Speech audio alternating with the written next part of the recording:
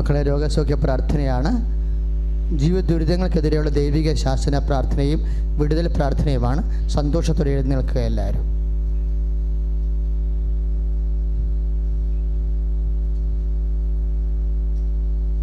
പ്രാർത്ഥിച്ചുകൊണ്ട് എഴുന്നേൽക്കുക മക്കളെ.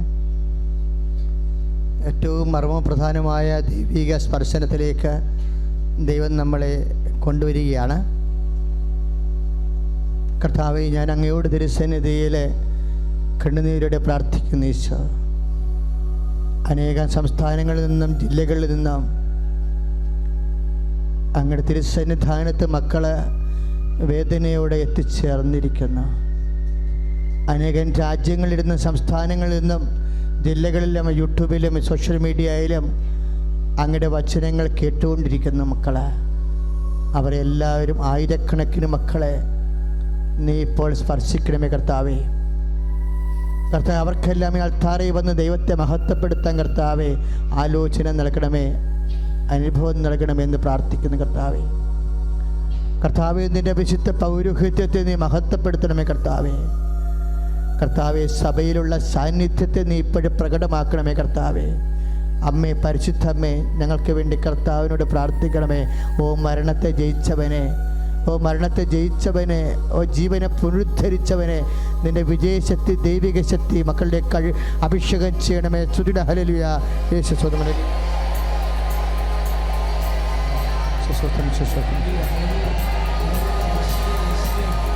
കർത്താവെ, സന്ദേശം തരണേ കർത്താവ്. കർത്താവെ, സന്ദേശം തരണേ കർത്താവെ. കർത്താവെ, സന്ദേശം തരണേ കർത്താവെ.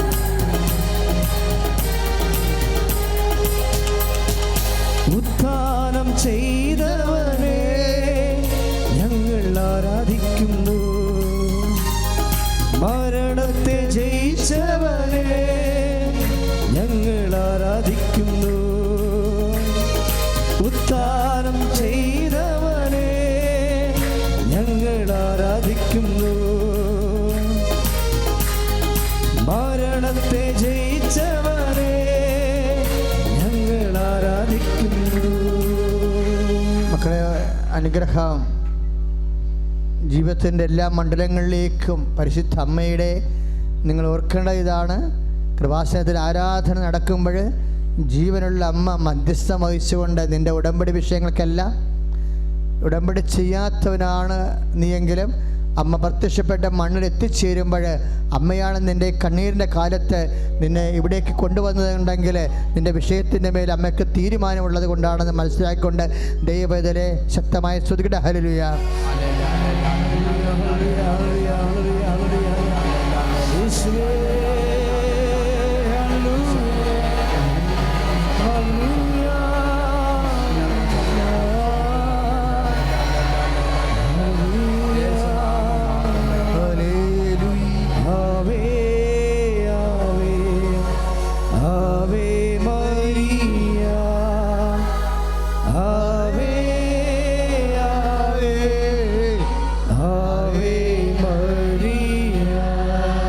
പരിശുദ്ധ പരമദിവ്യകാരുണ്യത്തിന്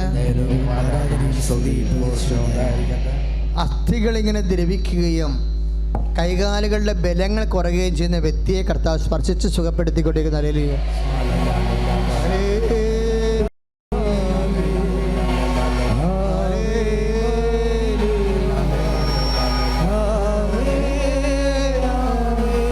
പരിശുദ്ധ പരമദിവ്യകാരുണ്യത്തിന് ആരാധനയും സ്തുതിയും പൂർണ്ണമുണ്ടായി.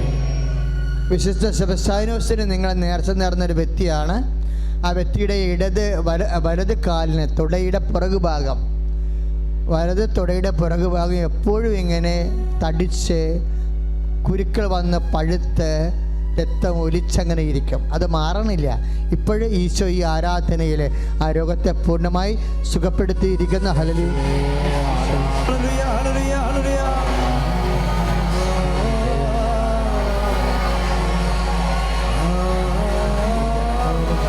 ആരാധന ഒരുമിച്ച് എല്ലാവരും ആരാധന യേശുവേ ആരാധന ആരാധന ആരാധന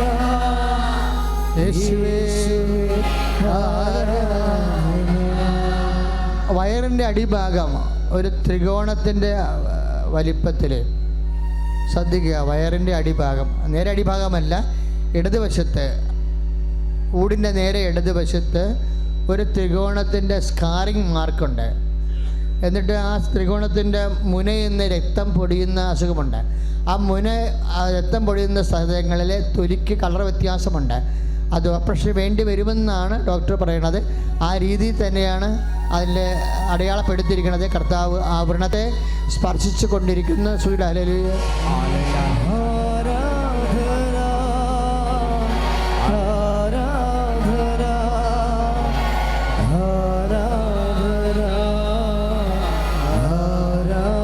ഉദ്ധാനം ചെയ്തവനെ ഹല്ലേലൂയ. ഉദ്ധാനം ചെയ്തവനെ ഞങ്ങൾ ആരാധിക്കുന്നു. മരണത്തെ ജയിച്ചവനെ, മരണത്തെ ജയിച്ചവനെ ഞങ്ങൾ ആരാധിക്കുന്നു. അച്ഛനോട് ചേർന്ന് പ്രാർത്ഥി. കർത്താവായ ദൈവമേ, ഹൃദയ രോഗികളെ സ്പർശിക്കണമേ. ഹൃദയത്തിന്റെ വാൽവ് ചുരുങ്ങിയവരെയും ബ്ലോക്കുള്ളവരെയും യേശു നാമത്തിലെ സൗഖ്യപ്പെടുത്തുന്ന ഹല്ലേലൂയ. യേശുവേ, ദാനം ചെയ്തവരെ ഞങ്ങൾ ആരാധിക്കുന്നു. മരണത്തെ ജയിച്ചവനെ, മരണത്തെ ജയിച്ചവനെ ഞങ്ങൾ ആരാധിക്കുന്നു. നടുവേദനയെ കർത്താവ് സുഖപ്പെടുത്തുന്ന സന്ദേശമാണ്. അപ്പം നമ്മൾ ശ്രദ്ധിക്കേണ്ട വിഷയം, ഇപ്പോഴേ കലശലായ നടുവേദന ഉള്ളവരെ രണ്ട് തരത്തിൽ നിങ്ങൾക്ക് പ്രാർത്ഥിക്കാം. നടുവേദന ഉള്ളവരെ ഇപ്പം തന്നെ നടുവിനെ നിങ്ങൾ കൈകൾ വെച്ച് പ്രാർത്ഥിക്കേണ്ടതാണ്. അല്ലാത്തവർ വീട്ടിലുള്ളവരാണ് നടുവേദനയായിട്ട് കിടക്കുന്നുണ്ടെങ്കിൽ നിങ്ങൾക്ക് അവരെ ഓർത്ത് പ്രാർത്ഥിക്കാം. നിങ്ങൾ ചെല്ലുമ്പോൾ ഇവിടെ സാക്ഷ്യം പറയാൻ പറ്റുന്ന രീതിയിൽ അവരുടെ നടുവേദന മാറിയിരിക്കും. സ്തുതിയുടെ ഹല്ലേലൂയ.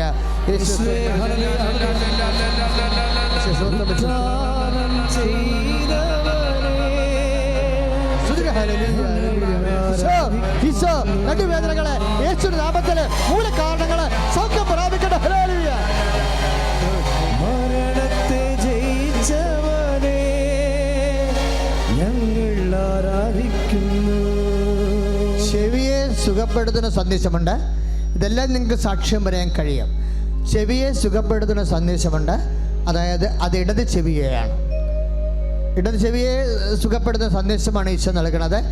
അതുകൊണ്ട് തന്നെ നമ്മൾ ഈ സമയത്ത് ചെവി വേദനയുള്ളവരെല്ലാം, ചെവിക്ക് ഗുരുതരമായ തകരാറുകളുള്ളവരെ, കേൾക്കാൻ പാടില്ലാത്തവരോ, ചെവിക്ക് അകത്ത് പഴുപ്പുള്ളവരോ, എപ്പോഴും പഴുപ്പ് പുറത്തേക്ക് വരുന്നവരോ, ഇൻഫെക്ഷൻ ഉള്ളവരോ, ഇൻഫെക്ഷൻ മാറാത്തവരോ, എപ്പോഴും തലനീറിറങ്ങിയിട്ട് ചെവി വന്ന് കെട്ടിക്കിടന്നിട്ട് ചെവി കേൾവി കുറയുന്നവരോ, എല്ലാവരും ചെവിയെ തൊട്ട് പ്രാർത്ഥിക്കുക. ചെവി വേദന ഉള്ളവർ, വീട്ടിൽ ചെവി കേടുള്ളവർ, അവരെ സമർപ്പിച്ചുകൊണ്ട് പ്രാർത്ഥിക്കട്ടെ. ഹല്ലേലൂയ. ഈശോ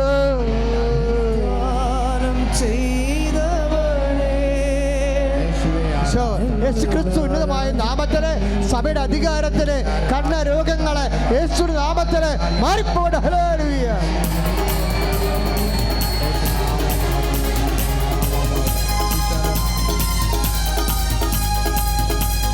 രോഗമെല്ലാം മാറിടട്ടെ, കഷ്ടമെല്ലാം നീങ്ങിടട്ടെ. രോഗമെല്ലാം മാറിടട്ടെ, കഷ്ടമെല്ലാം നീങ്ങിടട്ടെ. തിരുമുറിവിനാൽ സുഖപ്പെടട്ടെ, തിരുമുറിവിനാൽ സുഖപ്പെടട്ടെ. അമ്മ മാതാവിനും ഈശോപ്പച്ചയ്ക്കും 1000 നന്ദി. എൻ്റെ പേര് പഞ്ചു. ഞാൻ UK നിന്ന് വരണു. ഞാൻ ആദ്യമായിട്ട് ഉടമ്പടി എടുത്തത് 2023 മാർച്ച് 15-ാം തീയതിയാണ്. എൻ്റെ ഒരു കസിൻ സിസ്റ്ററാണ് പറഞ്ഞത്. ഞാൻ 2022 സെപ്റ്റംബറിൽ ഞാൻ UK പോയതാണ് സ്റ്റുഡൻറ്റ് വിസയിൽ.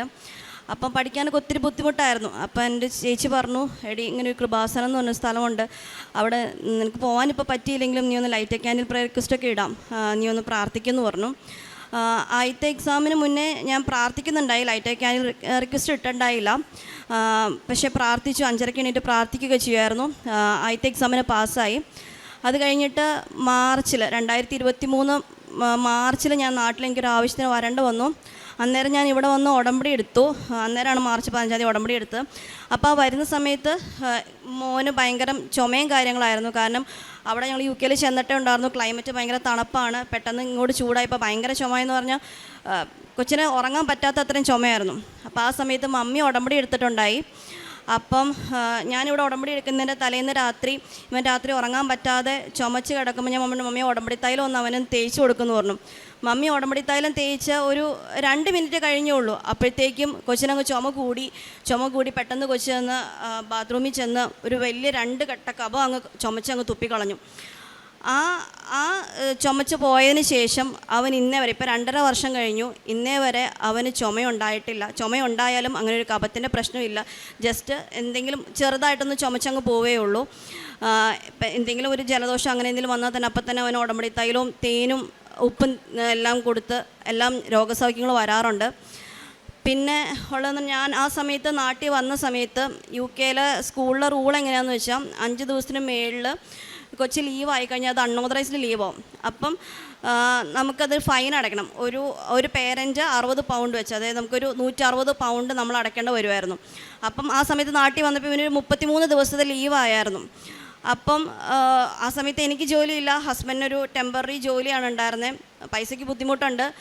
അപ്പം ആ സമയത്ത് ഒത്തിരി പ്രാർത്ഥിക്കായിരുന്നു, മാതാവേ ഫൈനൊന്ന് നമുക്കില്ലാണ്ടാവുകയാണെങ്കിൽ നമുക്കൊത്തിരി സഹായമാവും. കാരണം 15,000 രൂപയോളം നാട്ടിലെ പൈസയാവും. അപ്പം രാവിലെ സ്കൂളിൽ നിന്ന് വിളിച്ച് പറഞ്ഞു, നിങ്ങൾ പൈസ അടയ്ക്കണം, കാരണം കൊച്ചിന് ഓൾറെഡി 5 വയസ്സായി, നിങ്ങൾ ഫൈൻ അടയ്ക്കണം. അപ്പോൾ കൗൺസിലിൽ നിന്ന് ലെറ്റർ വരുമ്പോൾ നിങ്ങൾ ഫൈൻ അടയ്ക്കണം. അത് 1 മാസത്തിന് മേളിലായി കഴിഞ്ഞാൽ അത് ഇരട്ടിയാവും, അത് 360 പൗണ്ടാവും, 35,000 രൂപയോളം ആവുമെന്ന് പറഞ്ഞു. ആ ഫോൺ വെച്ച് ഞാൻ പ്രാർത്ഥിച്ചു, മാതാവേ അതൊന്ന് മാറ്റി തരണേന്ന് പ്രാർത്ഥിച്ചു. ഒരു 2 മണിക്കൂർ കഴിഞ്ഞില്ല, സ്കൂളിൽ നിന്ന് തിരിച്ച് വിളിച്ചേക്കുവാണ്, കൊച്ചിനിപ്പോൾ ജസ്റ്റ് 5 വയസ്സ്, ഇപ്പോൾ 2 ദിവസമല്ലേ ആയിട്ടുള്ളൂ, നിങ്ങൾ ആ ഫൈൻ അടയ്ക്കണ്ട, ഞങ്ങൾ ക്യാൻസൽ ചെയ്ത് തരുമോയെന്ന് പറഞ്ഞു. അത് മാതാവിൻ്റെ വലിയൊരു അനുഗ്രഹമായിരുന്നു ആ സമയത്ത്. അത് കഴിഞ്ഞ് പിന്നെ ഞാൻ ജോലിക്ക് കുറേ ശ്രമിച്ചു, ജോലിയൊന്നും ആവുന്നില്ല. അപ്പം 2024 ഞാൻ ലൈറ്റ് അക്കാൻഡ് പ്രയർ റിക്വസ്റ്റ് ഇട്ടു. എനിക്ക് ഏപ്രിൽ 30 മുന്നേ, 2024 ഏപ്രിൽ 30 മുന്നേ എനിക്കൊരു ജോലി റെഡിയാക്കി തരണം എന്ന് പറഞ്ഞ് ഞാൻ ലൈറ്റ് അക്കാൻഡ് പ്രയർ റിക്വസ്റ്റ് ഇട്ടു. പ്രാർത്ഥിച്ചു, ഒത്തിരി പ്രാർത്ഥിച്ചു. ആ സമയത്ത് ആമസോണിൽ ജോലിക്ക് വിളിച്ചു തുടങ്ങി. ഞാൻ അപ്ലൈ ചെയ്യാൻ നോക്കുന്നു, പക്ഷേ എനിക്ക് ഷിഫ്റ്റ് കിട്ടുന്നില്ല. പക്ഷേ ദൈവത്തിൻ്റെ അനുഗ്രഹം, മാതാവിൻ്റെ കൃപയെന്ന് മാത്രം എനിക്ക് ആ ഏപ്രിൽ 30 ഞാൻ ആ ഡേറ്റ് ഇട്ട ദിവസം തന്നെ എനിക്ക് ഷിഫ്റ്റ് കിട്ടി. അങ്ങനെ ഞാൻ 2024 മെയ്യിൽ ഞാൻ അവിടെ ജോയിൻ ചെയ്തു. അപ്പം അതൊരു കോൺട്രാക്റ്റ് ബേസിലാണ്. അപ്പോൾ ആദ്യത്തെ കോൺട്രാക്റ്റ് ജൂലൈ വരെ ആയിരുന്നു. ആ ജൂലൈയിൽ കോൺട്രാക്റ്റ് കഴിഞ്ഞപ്പം അവരെനിക്ക് ജനുവരി വരെ ആക്കി. ആ ജനുവരി അങ്ങനെ കോൺട്രാക്റ്റ് അവർ എക്സ്റ്റെൻഡ് ചെയ്ത് 2024 മെയ് 3 വരെ എനിക്ക് എക്സ്റ്റെൻഡ് ചെയ്ത് കിട്ടി.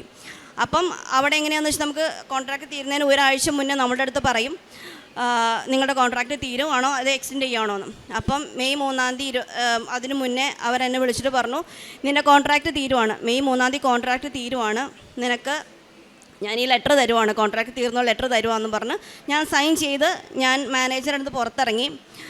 പിറ്റേ ദിവസം ടീം ലീഡ് എൻ്റെ അടുത്ത് വന്നിട്ട് പറഞ്ഞു, നിന്നെ മാനേജർ അന്വേഷിക്കേണ്ടെന്ന് പറഞ്ഞു. ഓക്കെ, ഞാൻ എന്നിട്ട് മാനേജറെ വൈകുന്നേരം ഞാൻ പോയി കണ്ടു. മാനേജർ എൻ്റെ അടുത്ത് പറയുകയാണ്, നിൻ്റെ ഇവിടുത്തെ കോൺട്രാക്റ്റ് ഞങ്ങൾ തീർത്തു, പക്ഷേ നിനക്കൊരു ഓപ്പർച്യൂണിറ്റി തരുവാണ്, നിനക്ക് വേറൊരു ആമസോണിൻ്റെ ഒരു സ്ഥലത്തേക്ക് ഞാൻ ട്രാൻസ്ഫർ തരുവാണ്, നിനക്ക് ഓക്കെ ആണെന്ന് ചോദിച്ചു. ഞാൻ പറഞ്ഞു ഓക്കെ, കാരണം നമുക്കൊരു ജോലി ഇല്ലാതെ നമ്മളവിടെ നിൽക്കുക എന്ന് പറയുന്നത് നമുക്ക് ഭയങ്കര ബുദ്ധിമുട്ടുള്ള കാര്യമാണ്, നമുക്ക് സർവൈവ് ചെയ്യാൻ ഭയങ്കര പാടാണ്. അപ്പം അവരെനിക്ക് കോൺട്രാക്റ്റ് എക്സ്റ്റെൻഡ് ചെയ്ത് തന്നു. ജൂലൈ 26 എക്സ്റ്റെൻഡ് ചെയ്ത് തന്നു. ഞാൻ അടുത്ത FCയിൽ മെയ് 4 കയറി. 24 ജൂലൈ 26 ആയപ്പം പുതിയ സ്ഥലത്തെ മാനേജർ എന്നെ വിളിച്ചിട്ട് പറഞ്ഞു, നിന്നെ ഞാനിവിടെ പെർമനൻ്റ് ആക്കുക. ഞങ്ങളൊരു 10-20 പേരോളം അന്ന് ജൂലൈ 26 കോൺട്രാക്റ്റ് തീരുന്നുണ്ടായിരുന്നു. ഞങ്ങളൊരു 5 പേര്, അതിനകത്ത് ഗേൾസ് ഉണ്ടായിരുന്ന എല്ലാവരെയും അവർ കോൺട്രാക്റ്റ് ക്യാൻസൽ ചെയ്തു. ഗേൾസിൽ എനിക്ക് മാത്രം അവിടെ കോൺട്രാക്റ്റ് കിട്ടി. അപ്പോൾ ഈ കോൺട്രാക്റ്റിന് മുന്നേ നമുക്ക് ശരിക്കും വേറെ ഡിപ്പാർട്ട്മെൻറ്റിലേക്ക് നമുക്ക് ട്രെയിനിങ് ഒക്കെ കിട്ടും. അപ്പം ആ ട്രെയിനിങ് കിട്ടണമെങ്കിൽ നമ്മൾ മാനേജറിൻ്റെ അടുത്ത് ടീം ലീഡറിൻ്റെ അടുത്തും പറയണം. ഞാൻ മാനേജറിൻ്റെ ടീം ലീഡറിൻ്റെ അടുത്ത് എല്ലാവരുടെ അടുത്തും പറഞ്ഞു, എനിക്കൊന്ന് ട്രെയിനിങ് താ, കാരണം എനിക്ക് മറ്റേ സ്ഥലത്ത് ഉണ്ടായിരുന്നു, എനിക്കൊന്ന് ട്രെയിനിങ് താന്ന് ഞാൻ എല്ലാവരുടെ അടുത്തും പറഞ്ഞു. പക്ഷേ മാനേജർ പറഞ്ഞു ഓക്കെ നിനക്ക് നെക്സ്റ്റ് വീക്ക് തരാം, പക്ഷേ അവരെനിക്ക് തന്നില്ല. ആ ട്രെയിനിങ് മറ്റേ ഇതിലത്തെ ട്രെയിനിങ് കിട്ടിയത് ആർക്കും കോൺട്രാക്റ്റ് എക്സ്റ്റെൻഡ് ചെയ്തില്ല. അവരുടെ ജൂലൈയിൽ തീർന്നു. എന്നെ അവിടെ പെർമനൻ്റ് ആക്കി. അപ്പം ഞാൻ പഠിച്ചതും ഞാൻ വർക്ക് ചെയ്തതൊക്കെ IT-യിലായിരുന്നു. അപ്പം ആമസോണിൽ തന്നെ നമുക്ക് IT-യിലേക്ക് നമുക്ക് അപ്ലൈ ചെയ്യാനുള്ള ട്രാൻസ്ഫറിന് ഓപ്ഷൻസ് ഉണ്ട്, ലെവൽ ഇൻക്രീസ് ചെയ്യാനുള്ള ഓപ്ഷൻസ് ഉണ്ട്. ഞാൻ ഈ മെയ് 24 കയറിയപ്പോൾ മുതൽ ഞാനവിടെ ഈ IT അപ്ലൈ ചെയ്തുകൊണ്ടിരിക്കുക. എല്ലാ പ്രാവശ്യവും അപ്ലൈ ചെയ്യും. ഒരു 90-100 ആപ്ലിക്കേഷൻസ് അല്ല ഞാൻ ആമസോണിൽ തന്നെ IT-യിൽ ഞാൻ കാണുന്നതെല്ലാം ഞാൻ അപ്ലൈ ചെയ്യുമായിരുന്നു. ഒരു 10 ഇൻ്റർവ്യൂസിനടുത്ത് എനിക്ക് കിട്ടിയിട്ടുണ്ട്. പക്ഷേ അതെല്ലാം റിജക്റ്റ് ആയിപ്പോയി. ഇൻ്റർവ്യൂസ് അറ്റൻഡ് ചെയ്തൊന്നും കിട്ടിയില്ല. അത് കഴിഞ്ഞ് അപ്പം ഞാൻ കഴിഞ്ഞ ജൂലൈ ലാസ്റ്റ് ഞാനിവിടെ വന്നിട്ടുണ്ടായിരുന്നു. ഇവിടെ ഒന്ന് ഉടമ്പടി പുതുക്കി. അന്നേരം ഞാൻ ജോലിയുടെ കാര്യം വരച്ചിട്ടുണ്ടായി. അപ്പം ഞാൻ എന്നിട്ട് ഞാൻ ഈ not by merit but my grace ഇത് ഞാൻ എഴുതി പ്രാർത്ഥിക്കുമായിരുന്നു. അതേപോലെ വചനങ്ങൾ എഴുതി പ്രാർത്ഥിക്കുകയൊക്കെ ഞാൻ ചെയ്യുമായിരുന്നു. അപ്പം ഞാൻ ഒരു ദിവസം ഇത് എഴുതിക്കൊണ്ടിരിക്കുന്ന സമയത്ത് എൻ്റെ മനസ്സിൽ പെട്ടെന്നൊരു 56 എന്ന് പറഞ്ഞൊരു നമ്പർ എനിക്ക് വന്നു. അപ്പം ഞാൻ വിളിച്ചു എന്താണെന്ന് എനിക്കറിയില്ല, 56 എന്ന് പറഞ്ഞാൽ എന്താണെന്ന് എനിക്കറിയില്ല. അപ്പം അങ്ങനെ ഞാനൊരു ജോലിക്ക് അപ്ലൈ ചെയ്തു. അപ്പം എനിക്കൊരു ഇൻ്റർവ്യൂ വന്നു. ഒക്ടോബർ 20 എനിക്കൊരു ഇൻ്റർവ്യൂ വരുവാ ആമസോണിൽ തന്നെ. പക്ഷേ എനിക്കത് വേറെ ഒരു വീട്ടിലൊരു സാഹചര്യം മൂലം എനിക്കത് അറ്റൻഡ് ചെയ്യാൻ പറ്റിയില്ല. ഞാൻ അവരോട് പറഞ്ഞു എനിക്കിപ്പോൾ അറ്റൻഡ് ചെയ്യാൻ പറ്റത്തില്ല എന്ന് പറഞ്ഞു.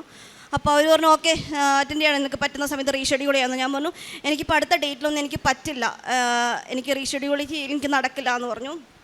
പക്ഷേ ഞാൻ അങ്ങനെ അവർക്ക് മെയിൽ അയച്ചിട്ടും അവരെന്ത് ചെയ്തു എന്ന് വെച്ചാൽ അവർ പറഞ്ഞു ഓക്കെ താങ്ക് യു, നീ ഞങ്ങൾക്ക് ഡേറ്റ് തന്നതിന് താങ്ക്സ് എന്ന് പറഞ്ഞ് അവർ താങ്ക്സ് മെയിൽ അയച്ചിട്ട് കഴിഞ്ഞ 3-ാം തീയതി എനിക്കവർ പുതിയ ഇൻ്റർവ്യൂ റീഷെഡ്യൂൾ ചെയ്തു തന്നു.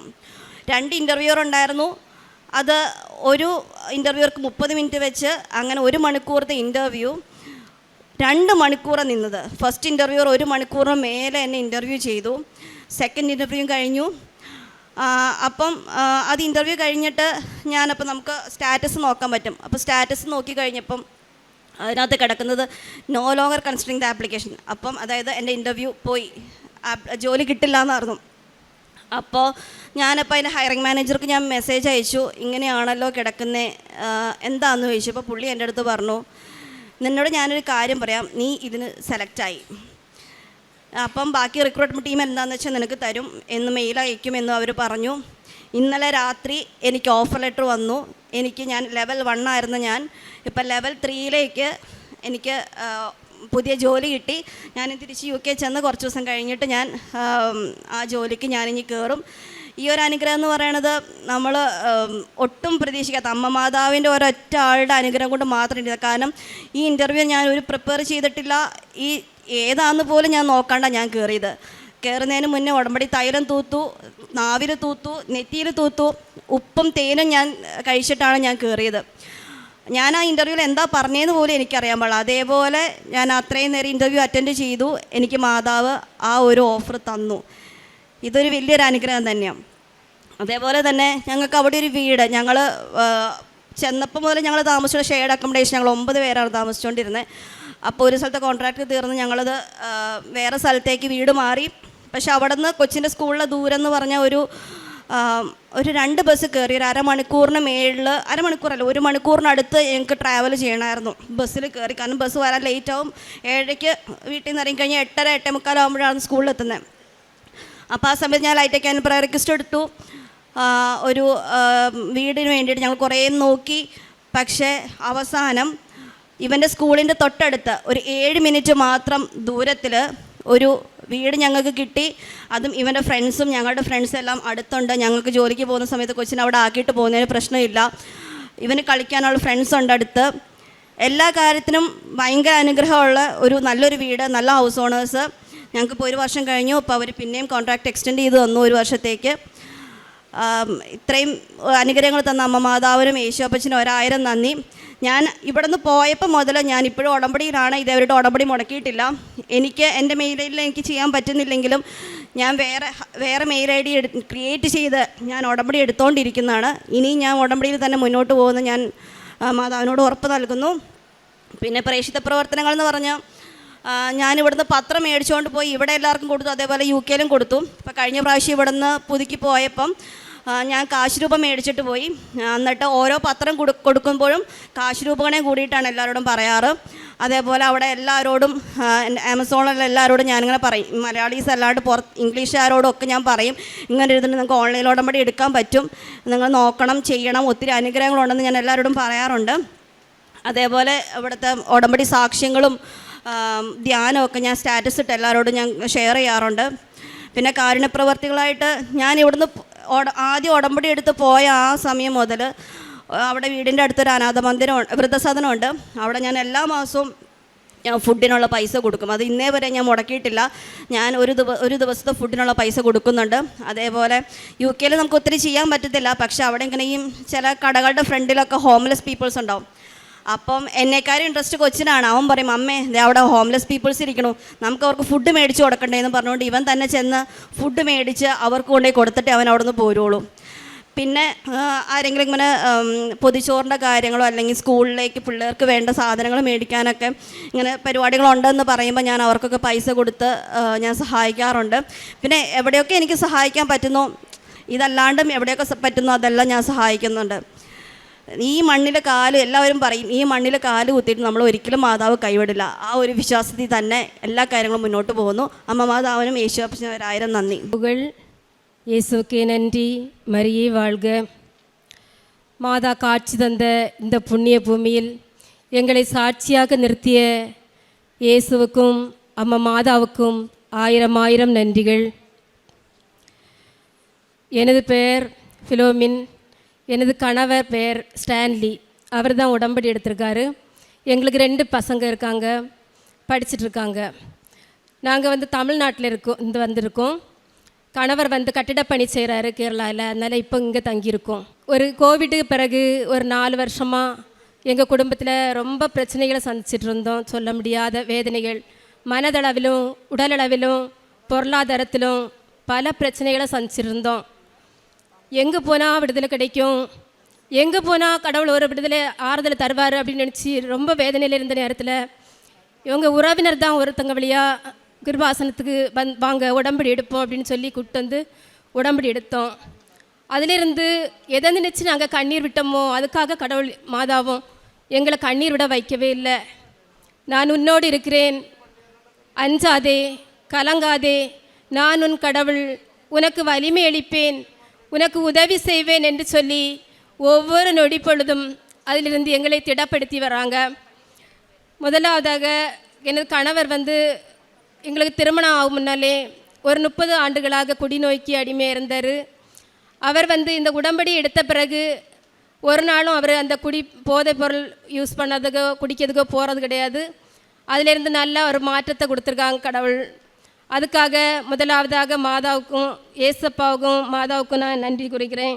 அதுக்கு பிறகு நல்ல குடும்பத்தில் ஒரு சமாதானம் உண்டதுனால நல்ல ஒரு அமைதியான ஒரு குடும்பமாக இருக்குது. இப்போ காலையில் எழும்பி அவரே முதல்ல ப்ரேயருக்கு உட்காந்துருவார். காலையிலே நேரமே சாயங்காலமும் ப்ரேயர், அப்புறம் வசதி கிடைக்கிற நேரம் எல்லாம் பைபிள் வாசிப்பார். அப்புறம் ரெண்டாவது எனது மார்பில் ஒரு இடது பக்கம் ஒரு வலி நல்லா 3-4 மாதமாக இருந்துச்சு. அதில் ஒரு நாள் தியானத்தில் ஜோசப் ஃபாதர் சொன்னாங்க, எந்த இடத்துல வலி இருக்கோ அந்த இடத்துல கை வச்சு ப்ரேயர் பண்ணுங்க அப்படின்னு சொல்லிட்டு. அப்போ நான் கையை வச்சு ப்ரேயர் பண்ணுற நேரம் எனக்கு ஒரு அதிர்வு போல் எனக்கு உடம்புல தெரிஞ்சிச்சு. அதிலேருந்தே எனக்கு அந்த வலி குறைஞ்சிச்சு. அது மட்டும் இல்லை, நான் முதலேருந்து இது அபிஷேக தைலம், உடம்படி தைலம் அதில் சிலுவை போட்டு ப்ரேயர் பண்ணிகிட்டு இருந்தேன். அப்புறம் இவருக்கு அந்த உடம்படி உப்பு உணவில் கலந்து கொடுக்குது. காலையிலையும் சாயங்காலமும் அபிஷேக தைலம் பூசி நாங்கள் ப்ரேயர் பண்ணுவோம். அப்புறம் மூணாவது இவர் பழைய கார் ஒன்று வாங்கணுன்னு முன்னாலே ஒரு ஆசைப்பட்டுருந்தாங்க. பிறகு இப்போ உடம்படிக்கு பிறகு மாதா ஒரு புதியதாக ஒரு கார் வாங்குறதுக்கு எங்களுக்கு பரிந்து பேசியிருக்காங்க. அதுக்காகவும் நாங்கள் இயேசுவுக்கும் மாதாவுக்கும் நன்றி சொல்லிக்கிறேன். அப்புறம் நாங்கள் உடம்படி பத்திரம் வாங்கி இங்கேருந்து தமிழ்லையும் மலையாளத்துலேயும் வாங்கி தமிழில் தமிழ்நாட்டில் கொண்டு கொடுப்போம். மருத்துவமனைகள்லேயும் ஆலயங்கள்லேயும் கொடுப்போம். இங்கே மலையாளத்தில் உள்ளதை வாங்கி இங்கே கேரளாவில் கொடுப்போம். அப்புறம் புண்ணிய செயல்கள்னு சொல்லும்போது மருத்துவமனைகளில் அங்கே கேன்சர் நோயாளிகளை சந்தித்து தேவைப்படுறவங்களுக்கு சின்ன சின்ன உதவி எங்களால் முடிஞ்சதை செய்வோம். அவங்களுக்காக ஜெபிப்போம். அப்புறம் தேவையில் இருக்கவங்களுக்கு சின்ன உதவிகள் செய்வோம். வீடுகளை சந்தித்து தேவைப்படுறவங்களுக்கு ஜெபிப்போம். அப்புறம் கேரளாலேயும் அபயா பவன் சொல்கிற பவனத்துக்கு முடிஞ்ச உதவி, காலையில் டிஃபன் ஏதாவது எங்களால் முடிஞ்சதை இடையிடையே கொண்டு செய்வோம்.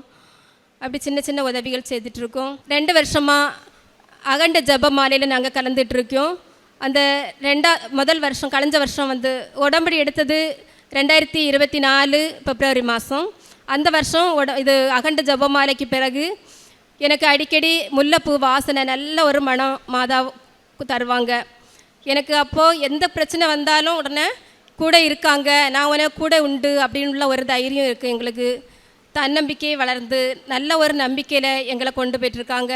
அதற்காக நன்றி சொல்லிக்கிறோம். இந்த கிருபாசனத்திலே பணி செய்கின்ற ஃபாதர்ஸ், அப்புறம் அருட்சகோதரிகள், இங்கே பணி செய்கின்ற ஒவ்வொருவருக்கும் அவர்களுக்காக இறைவனுக்கு நன்றி சொல்லிக்கிறோம். மீண்டும் நாங்கள் எங்கள் குடும்பம் முழுவதும் இறைவனுக்கு உந்த சாட்சிகளாக அம்மா மாதாவோடும் இயேசுவோடு இணைந்து வாழ எங்களுக்கு அருள் செய்ய வேண்டும் என்று வேண்டி நன்றி கூறி சாட்சியை முடிக்கிறோம். இயேசுவுக்கே புகழ், இயேசுவுக்கே நன்றி. மரியே வாழ்க.